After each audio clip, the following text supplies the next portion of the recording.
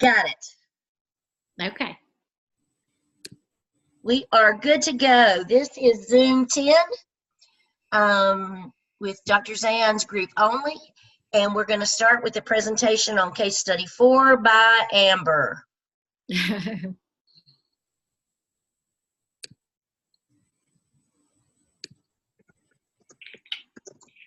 Hey guys, this is Amber Lackey. I'm going to be answering questions 1 and 2 and discuss with you the path that Eugenia should take and future actions. So based on what we've learned about IDEA and FAPE, we know that this child and these children of the inclusion part of the class need to be included based on the least restrictive environment and our requirement to serve students with disabilities. The parents and teachers can be addressed in separate meetings initially with the staff and then another meeting with the parents. But the underlying concern is that there is not a shared vision with the staff and stakeholders. So as we have just learned with the SCIP, this is a likely productive process for this school and this principal. In addition to considering this for the future, it would be helpful for the principal to conduct weekly observations, to get in there and see what's actually happening, see what's productive, what is not, maybe give some constructive feedback, to get the specialist involved. Maybe they're able to help the teacher better differentiate. And if there's a situation where there's co-teaching, maybe provide some instruction on co-teaching and how to work together. The staff need to be educated about IDEA, FAPE, 504, IEPs, the rights of regular education students. And I think it would be great to share with them some research.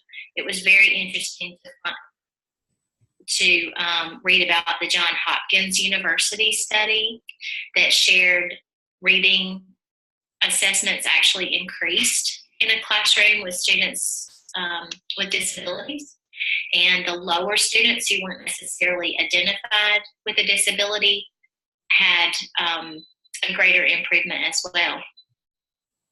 And we know as educators, when students are able to teach something to someone else, they tend to learn it best.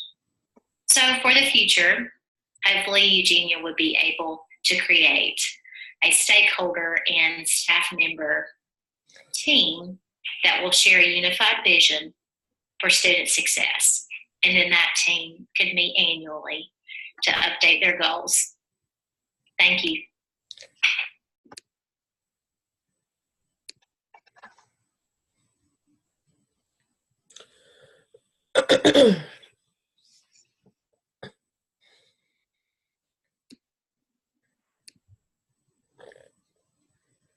Hello, my name is Angie Melton. I am going to be discussing the third question in this case study of success for all or success for some. So the third question is the point of view more correct than another and why? So each point of view has its merit. There's not one that is more correct than the other. However, there does need to be a middle ground for both sides to understand each other. So all parties involved feel they're advocating for their sides.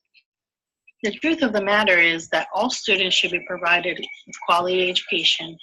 All parents want their children to be successful. All students should receive what they need, and all teachers are doing what they think is best for their students.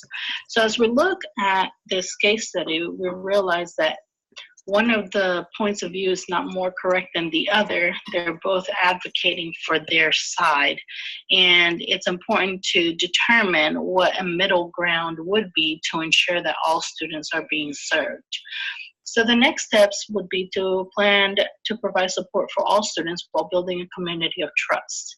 While the teacher has some merit in the fact that students do learn best by teaching others, that cannot be the only thing that they're doing. So there needs to be a middle ground to ensure that all students are getting the support that they need, as opposed to trying to figure out which one is more correct than the other.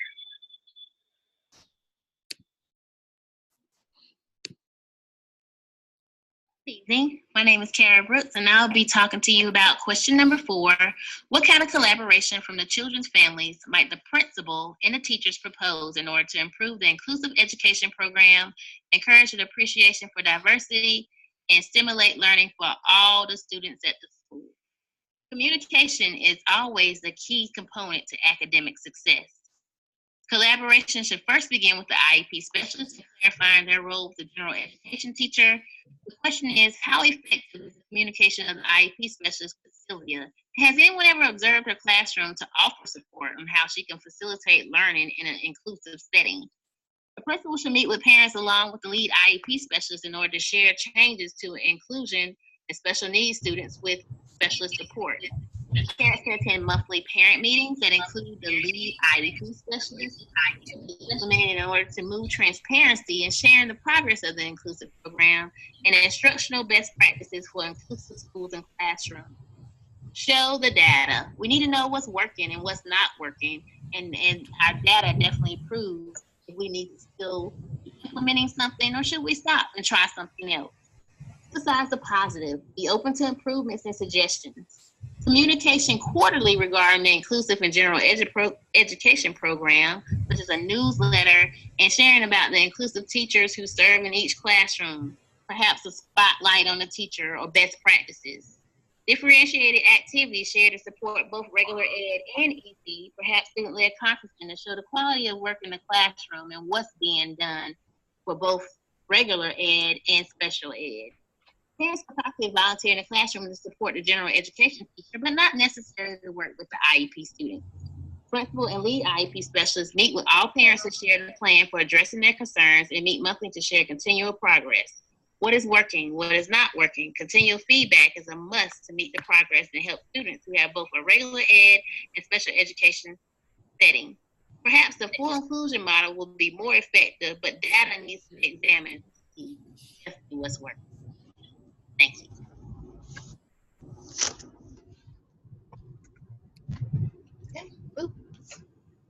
Hi, I'm Heather Ferguson, and I am taking on the view of the technical coordinator in this case study.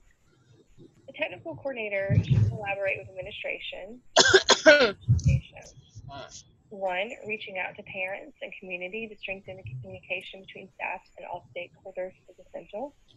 2, the technical coordinator should expand the professional and technological capacities of teachers with the goal of creating a community. Also, facilitating professional development to meet the needs of all learners is necessary.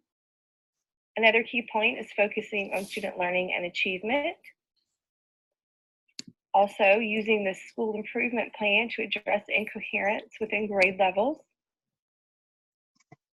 Follow up after PD to ensure equity and fidelity.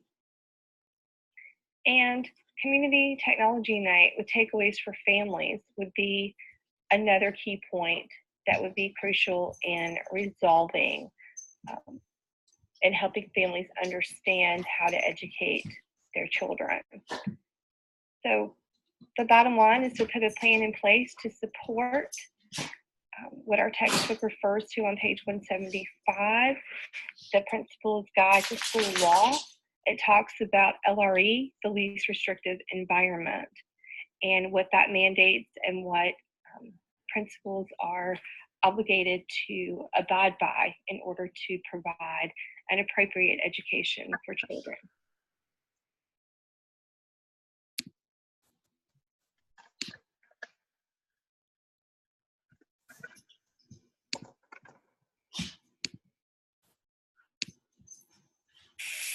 What actions might Sylvia take with the families of the children in question in order to learn and share the achievements and experiences they have observed among the children? One concern that the parents presented is that they didn't feel that their children were progressing like the children in the other class. They felt that Sylvia spent too much time with the special needs kids and not looking after the students that did not have any learning difficulties. So a couple of things that Sylvia can do to appease parents. One, she can monitor and evaluate the progress of all of her students by doing progress monitoring. either bi-weekly or monthly, and just giving those reports to the parents so the parents can know the growth that the children are having. She could develop and implement weekly lesson plans that facilitate the participation and learning of all of her students. And she can share these plans. She can share them either on her teacher website, a blog. And I know a lot of teachers now have these closed social groups, like closed Facebook groups, so maybe she can share what she's doing there. Sylvia could just have an open classroom where she's maintaining communication with the parents and the guardians, so allowing the parents to come in and maybe so the students can showcase what they're learning, have student-led conferences. She can make positive phone calls home for her students quarterly, just to say, hey, this is what your child is learning. Your child did a great job with this. She could also have a monthly newsletter that goes out, let parents know that these are the standards that your kids are learning this month or this quarter, and this is the pacing that we're going to adhere to, so that parents can be aware of what their child is supposed to be learning. And then lastly, she can share classroom data and achievement gains. Of course, not sharing the names of all the students in the class, but just letting them know that this is where we started in English Language Arts, and this is where we are now as a class. This is where we started in math, and this is where we are now as a class. So just being open, sharing data with the parents, making her lesson plans available, and just and sharing that curriculum and the pacing with the parents.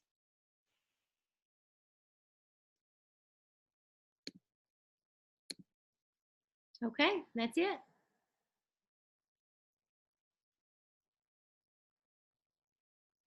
I think you might still be on mute.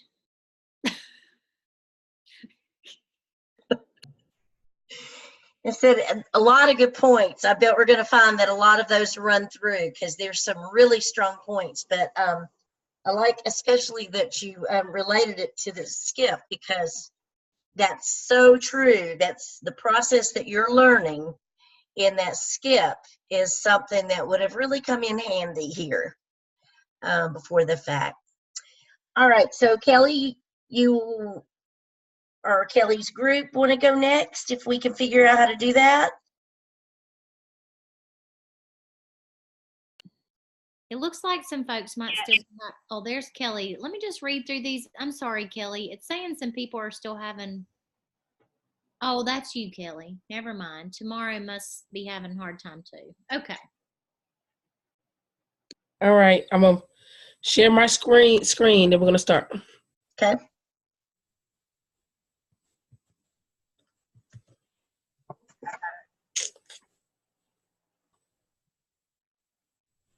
Oh, all right, this is case study number 4, and Melanie is not here, and so her part is recorded.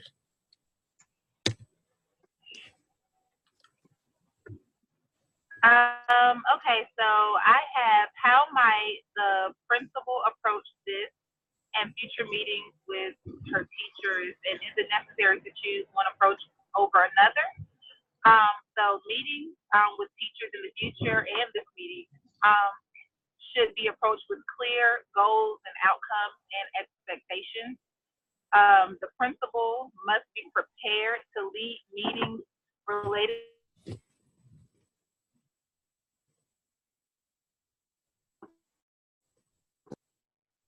Natalia? I'm sorry, I thought I got disconnected. Natalia? I'm here. Can you hear me? Yes, go ahead. Okay, I'm sorry. I did get disconnected for a minute. So, for example, the principal, Eugenia, I believe, wasn't prepared with the meeting with Sylvia. That's why Sylvia was able to take over the meeting. If she would have gone in with maybe her own research and some outcomes or some goals, the meeting could have gone differently. The principal also needs to verify that staff members are appropriately implementing services for students with disabilities. So that entails data collection and going through in classrooms herself to look at the special education model. I know she solicited the help of the technical coordinator to ask teachers what they were doing, but she would have a better grasp or on it if she go into classrooms herself.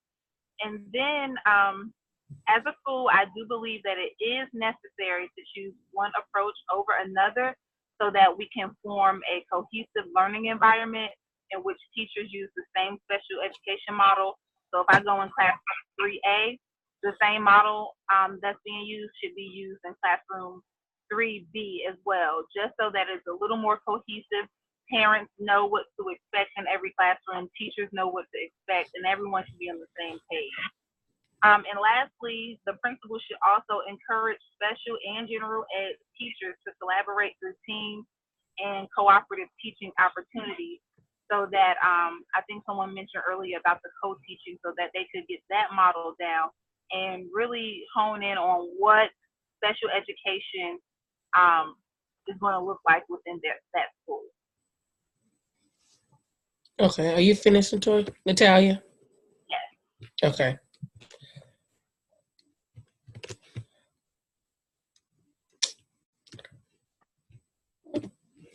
And this is what is the path Eugenia should take? And I'm going to hit on Melanie's.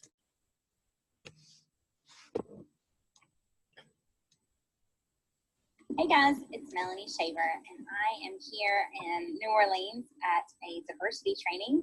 And so I will be sharing with you from outside in one of my sessions. I'll be on the road on Tuesday and won't be able to call in. But what is the path Eugenia should take? So she first needs to acknowledge that there's an issue, which she's done a really great job at. She needs to conduct some thorough research. I do notice that she did talk to some stakeholders.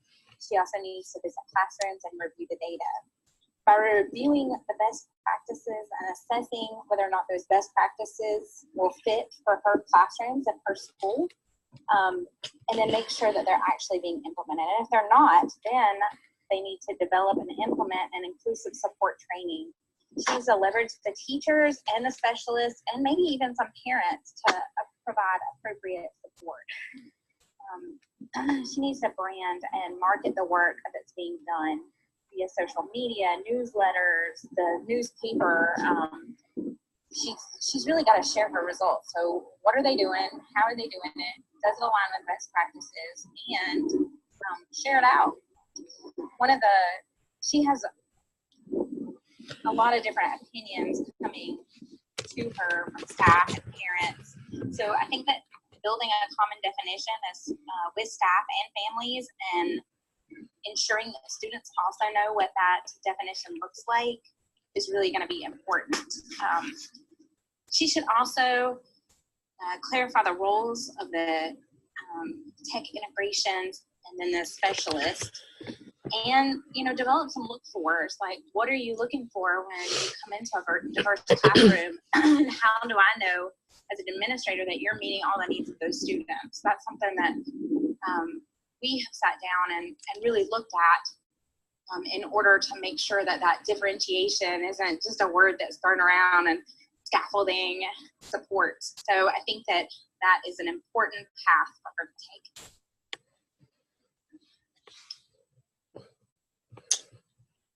Okay.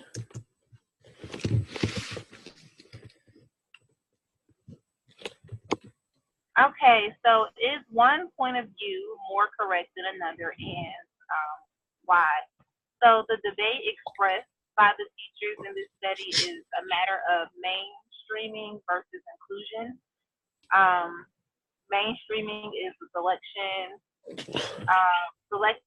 placement, of students in one or more general education courses with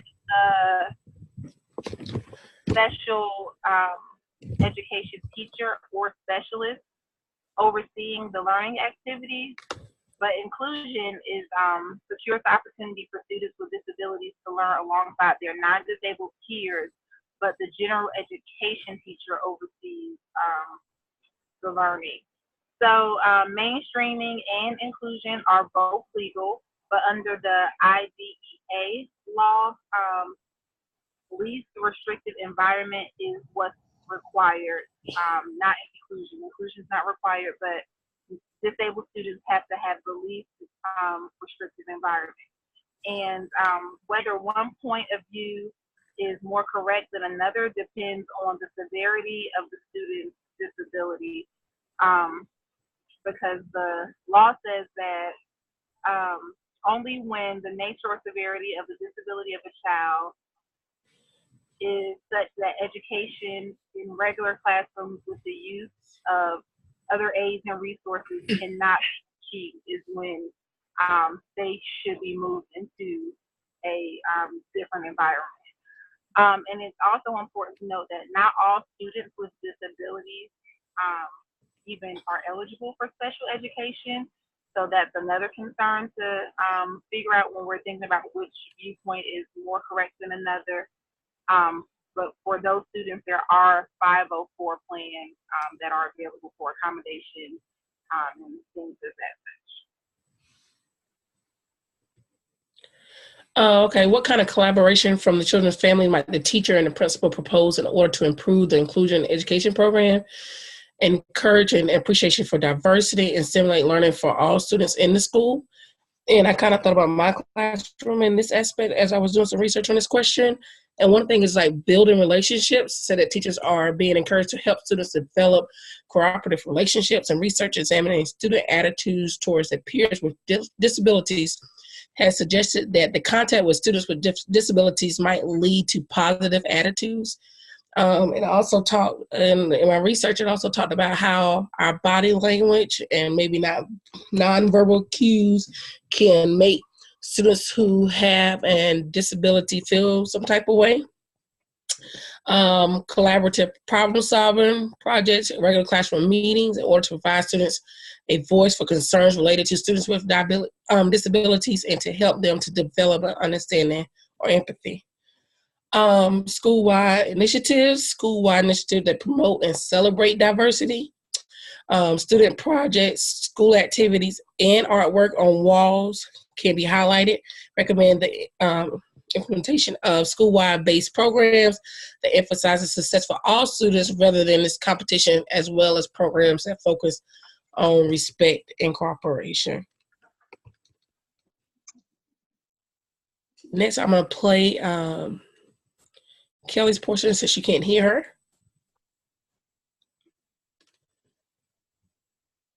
Hi, this is Kelly. I'm going to talk about how HTML could have integrated and created harmony amongst these teachers who had differences of opinion.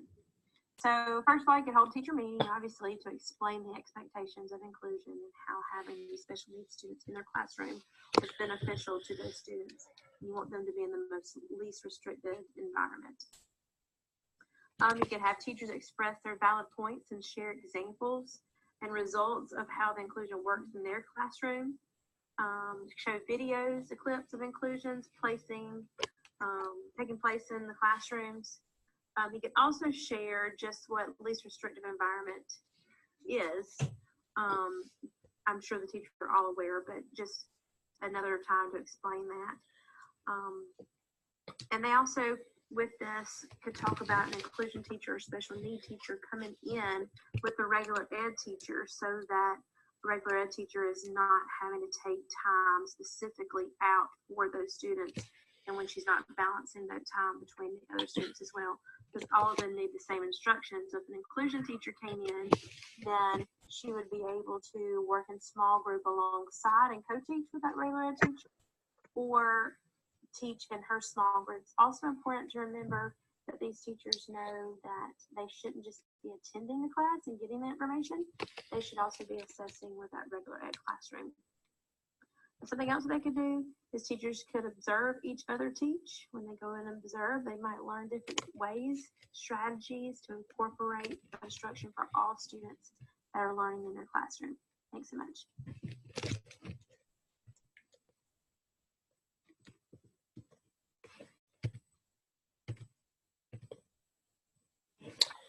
Okay. No. I have a virus? Oh, Lordy. Sorry. I don't know what that is. Scary. I don't know. There's a commercial. Where's the other part of Melanie's? The last part. What actions might Sylvia take to help, share out with the families the achievements and the experiences with her kids? Well, it sounds like that Sylvia has a basic miscommunication problem. She's relying on students to communicate that message for her, so she needs to brand her work through social media, newsletters, send homes, and phone calls. We are a society of instant information, and we make decisions based on that instant information. And so if we're not seeing those things, then we're relying on the conversations of children to help us make those decisions as parents. So through some showcase practices, results during grade level nights, or host days in the classroom or classroom nights, have students demonstrate their understanding for parents through those student-led conferences. All right, Dr. Z, that's back to you. Take to help All share right. with the families the achievements and the experiences. Very good. All right. So what other group do we have? Our group, I'm presenting. This is Christy. Hey, Christy, thank you.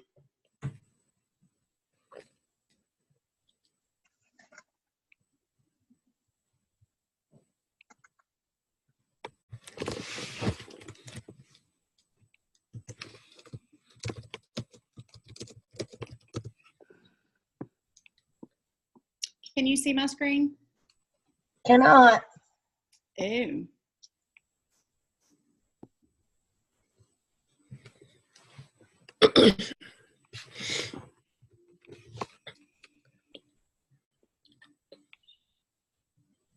Okay, can you see now? I can.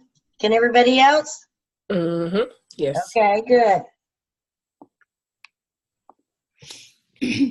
Okay, so we're presenting case study 4, inclusive education, success for all or success for some. Tonight we'll be presenting by Halima McCaskill, Frida Freeman, Christy Hamrick, and Tamara Hall.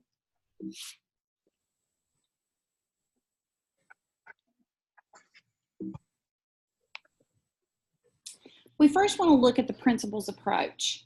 In order for her to get a well-rounded view of how students with disabilities are being served within her school, Eugenia can first be in the classroom frequently to see the interaction that's taking place between students and the interaction that's taking place between students and teachers. Secondly, she can survey all the teachers in the school, including the exceptional needs teachers, to get a plethora of information on what instructional practices are being used in every classroom.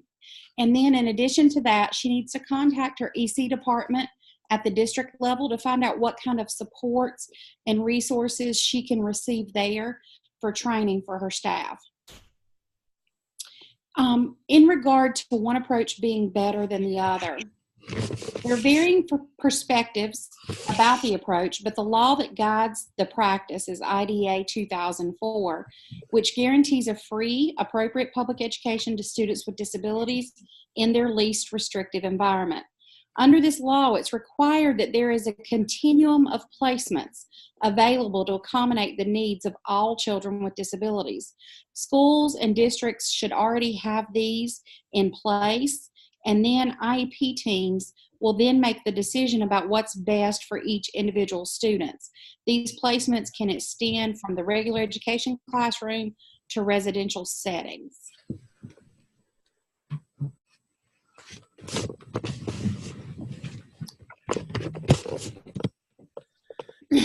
Looking at Eugenia's path, after taking steps to be sure that the staff is trained and that she's aware of what's happening within the school, teachers should be required to send home progress reports so that every parent can see their students' individual progress rather than making a comparison to the performance of one group to another.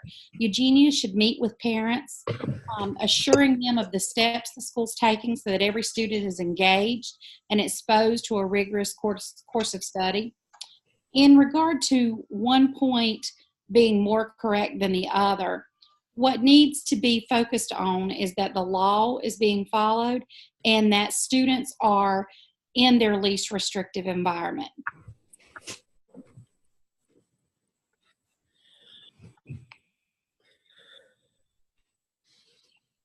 the least restrictive environment is different for every student, and the makeup of every school and even every classroom may be different. So it's very hard to determine if one view is right or wrong. It's going to be determined more so by the individual students.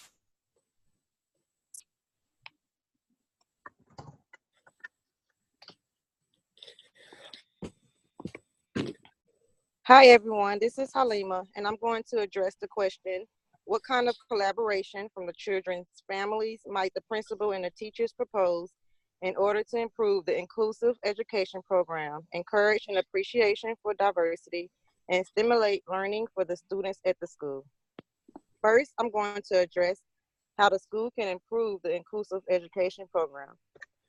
They can start by having a meeting asking suggestions from the parents of the regular ed students and the EC students. It will be beneficial for both parents to hear both points of views. Then the principal should ask for suggestions from regular ed teachers as well as EC teachers.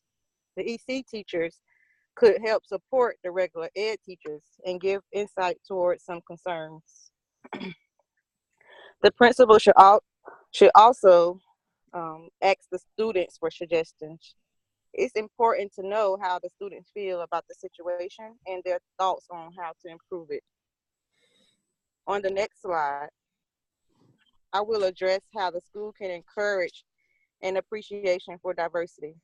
Educating the parents and the students about children with disabilities and their rights to equal education opportunities will be a great place to start. According to the case study, the parents believe Sylvia spends too much time with the special needs kids and is not looking after the needs of the children without learning disabilities. Maybe inviting the parents into the classroom to see firsthand on the inclusion that is happening might also be a good idea to help students and parents appreciate diversity. On the next slide, it addressed how to stimulate learning for all students at school.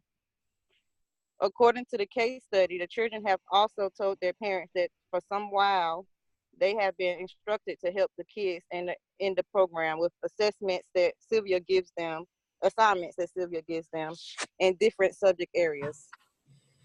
This is why the Kids Helping Kids approach should be elaborated on. This sounds like an approach that Miss Sylvia feels confident in and maybe can convince the parents that it's helping their children and not harming them. Also, keeping the policies in place that supports the Disability Act, such as all children have the right to equal education opportunities, and no law could postpone, terminate, or deny children's access to a supported education, and the preference for placement starting with the regular public school class, if possible. What might Ishmael do to integrate and create some harmony out of the difference in opinions among the teachers? The first thing Ishmael could do is to help celebrate the school. That was mentioned in the case study about the accomplishments and achievements of the students academically. So to celebrate that, and then to help the teacher to refocus the faculty towards a more inclusion model by establishing short-term and long-term goals, making expectations clear, and making sure everyone's on the same page in regards to the focus of including the special needs kids. He could help facilitate trainings and services to increase the teachers' understanding of students with special needs, as well as the knowledge of current trends and strategies to help work with these students, and also find a way to keep the parents and the families informed. Actually facilitate or host activities to get them into the school so they can see the good things that are going on and how they actually benefit the students.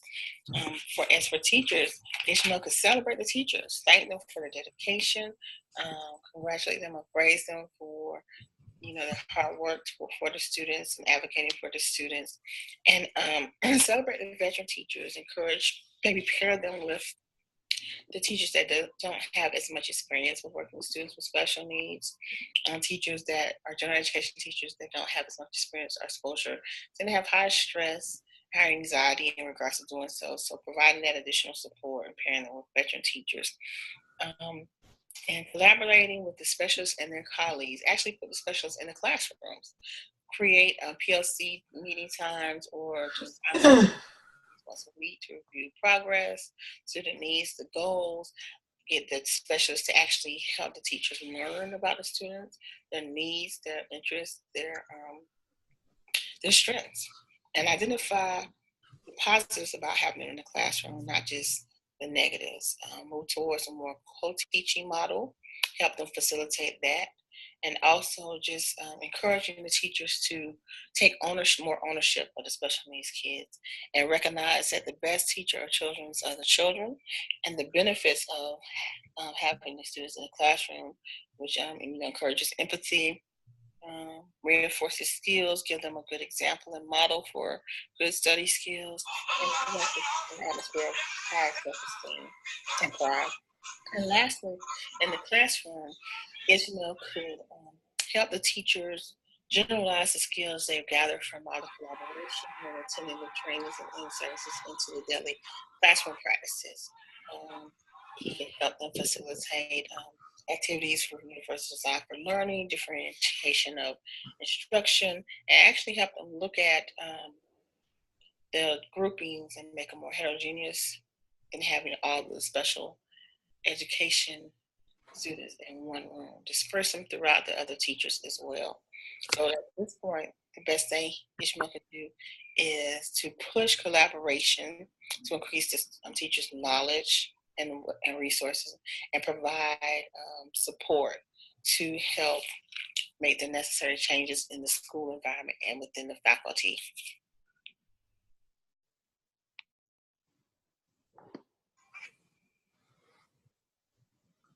Good evening. This is Tamara, and I'm here to answer the final question. What actions might Sylvia take with the families of the children in question in order to learn and share the achievements and experiences they have observed among the children? Foremost, Sylvia, I believe, is actually being targeted by the Parents Association because she's introduced a new cultural paradigm of inclusive education in the regular education setting. Instead of seeking out specialists to work with exceptional children outside of her classroom, she's actually leveraging her resources and using her students to teach other students and furthering student learning by allowing her advanced students to achieve Marzano's highest level of learning. More importantly, Sylvia needs the principal to support a paradigm shift towards a truly inclusive education by stating some clear expectations for the roles of specialists and teachers in her building that align to her belief that total inclusion of all students is essential to the school's mission. So in order to share this information, realistically, Sylvia should plan a curriculum fair night and invite the Parents Association and the parents of all the children in her classroom so she can explain how she covers the curriculum with all the students for success. What's her methodology? How do the students receive the instruction? And even allow some of her students to share what they've learned in the classroom. Secondly, Sylvia could share the importance of teaching the true meaning of respect and collaboration with their peers, especially those who need them the most. In the process, Sylvia is not only stating that she's teaching the curriculum which they're concerned about, but she's also teaching key social skills in her classroom, which is equally important. Sylvia should arrange a student showcase of work samples demonstrating that the students are mastering curriculum standards. This way, she actually has proof that she's taught the standards, the children have learned the standards, and that they are able to do the work. And finally, she needs to actually describe to the teachers and the Parents Association exactly what inclusive education is.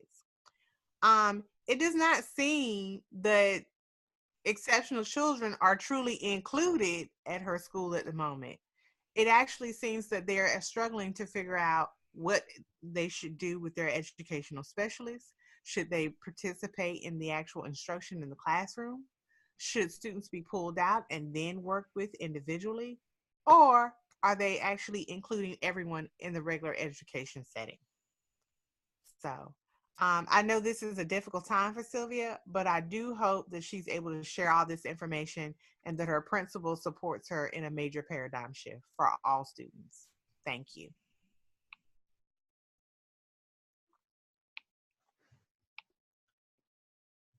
All right. So is that everybody? Yes. Excellent, excellent, excellent job. Did it bother anybody? Nobody mentioned the geographical location of this case study. Did that bother anybody? It was interesting. Did it change anything for you?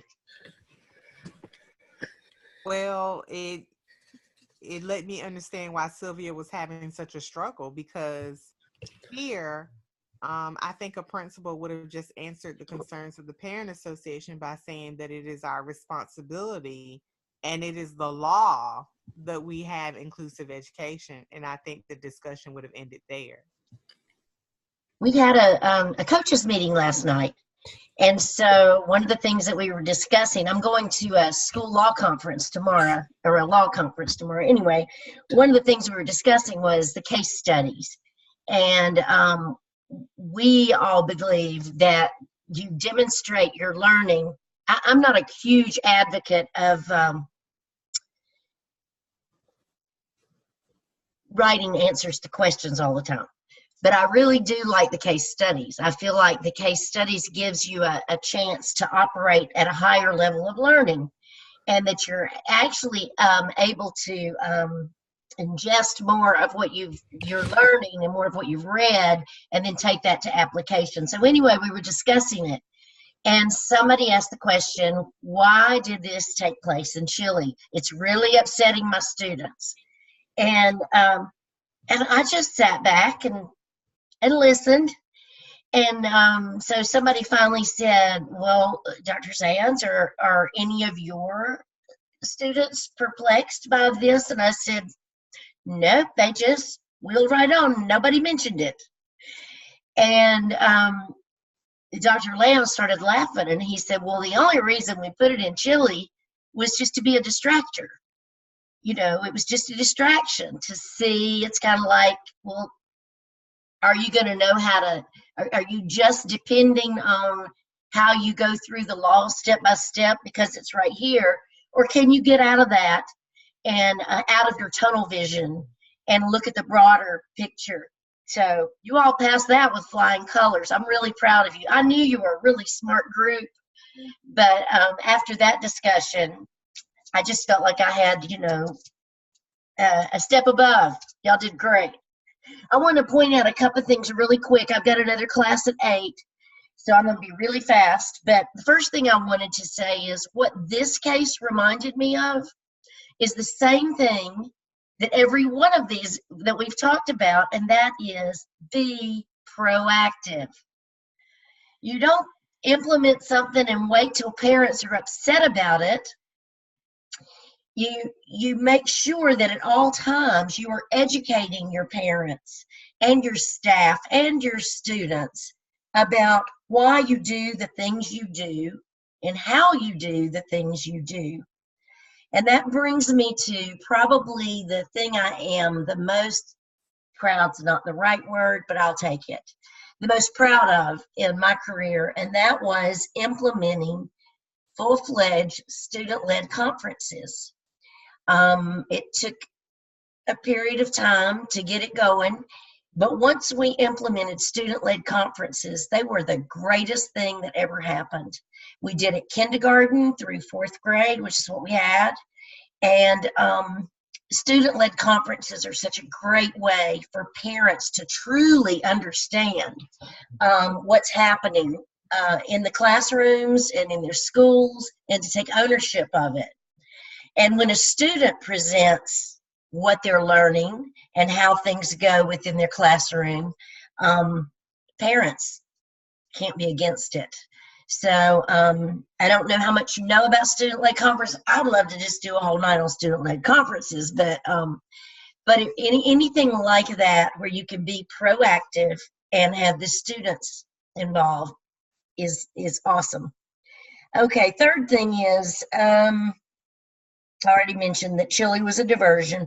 4, I'm going to be out of town. I'm going to Wilmington to a law conference, and I'll be out of town. Probably won't be working on grading things and checking things. So if you need a little extra time, I probably won't get full-fledged back to my checking things until Saturday. That being said, if you are waiting on something with the skip and you need to move on to the next one and I haven't given you feedback yet, feel free to send me an email and I'll look at it when I get in tomorrow night or in between classes or something like that. I don't want to be your holdup. Also remember that Dr. Stedman, I think, is holding a session. Is it this Thursday night? I think he sent out a link. It's this Thursday. This Thursday? Mm-hmm. Do you know what time, Christy? I think he said 6 to 7. Okay. All right. So if you need him, you'll be at that one. And then I'm going to hit real quick.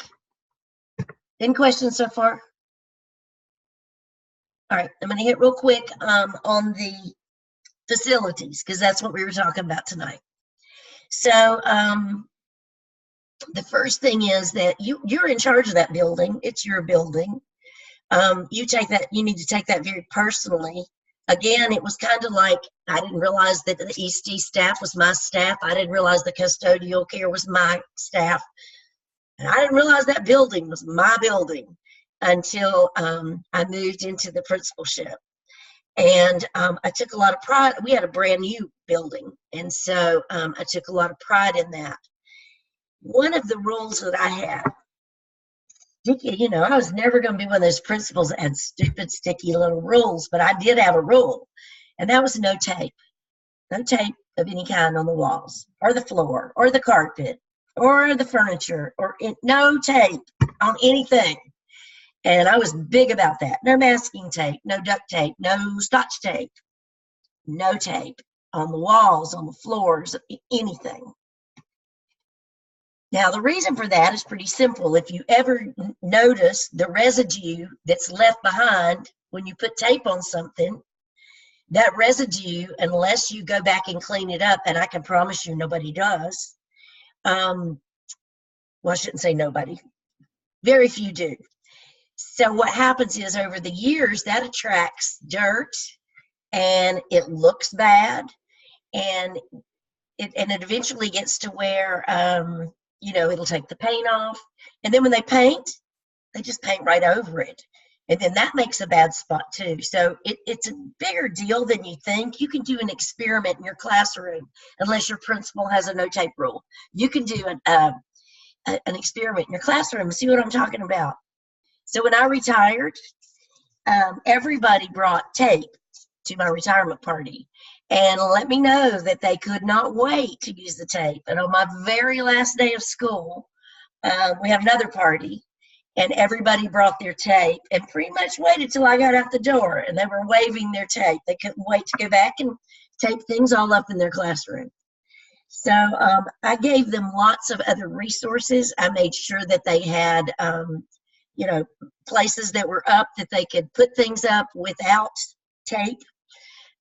So you have to provide for that. But it's things like that as a principal, again, be proactive. You don't want to get into the building and then go in the classrooms and start noticing things falling off the wall or tape taking the paint off and then say something. Then whoever did it's going to feel bad about it. You just need to be proactive. Make that a rule up front. And that was one of my non-negotiables. I had a list of non-negotiables. I said, you don't have to understand it. You don't have to agree with it. But this time, you just have to do it because that's my rule. And I don't have many, but tape is a non-negotiable. So my whole point with that is just when you do have a building and you are a principal, take pride in that building. I walked through it every morning before school started and every night. I was the last one to leave and walked through at night. And I noticed everything. I noticed when the dust started collecting in the corners, and we kept it so clean. And I'm so proud of it today. I retired in 2014, and I can still go back to the school. And the principal that I trained that took my place still has that same standard. I don't know about the tape rule, but it looks good. The place looks really good.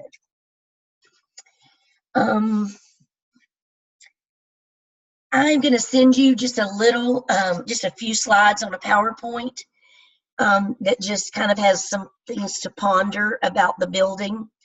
The thing about facilities is, by the time they build it, you've already outgrown it. Don't ask me why that is, but that's the way they project things. It just works out that way. So many times, my first year we were in the building, the second year we had 6 mobile units. So anyway, but facilities are really becoming an issue. They aren't built to withstand the technology that we have now in so many cases. So there are a lot of issues with the buildings and the facilities.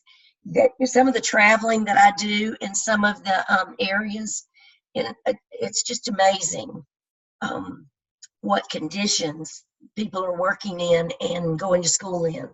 But funding is just a huge issue right now. So I'll send that to you. Anybody have any questions, comments? I will tell you that hit some dates for you. So this was Zoom 10. Next week is Zoom 11. You're going to do accounting and budgeting and reporting, and Dr. Whitaker will do that one with you. The next one, which is, let's see, April the 9th, I'll be doing that with you on April the 9th, and we're covering, as usual, a ton of stuff. And then you won't have a class April 15th through the 21st. That's Easter week. The 13th, week 13, which is April 23rd, we'll do separate classes. I believe we're doing separate classes that week. It's on sexual harassment. But anyway, our very last one is the week 14, which is April 30th, when you present case study 2. And that will be it. So you are closer to being done than you think. Happy for that. I know you are.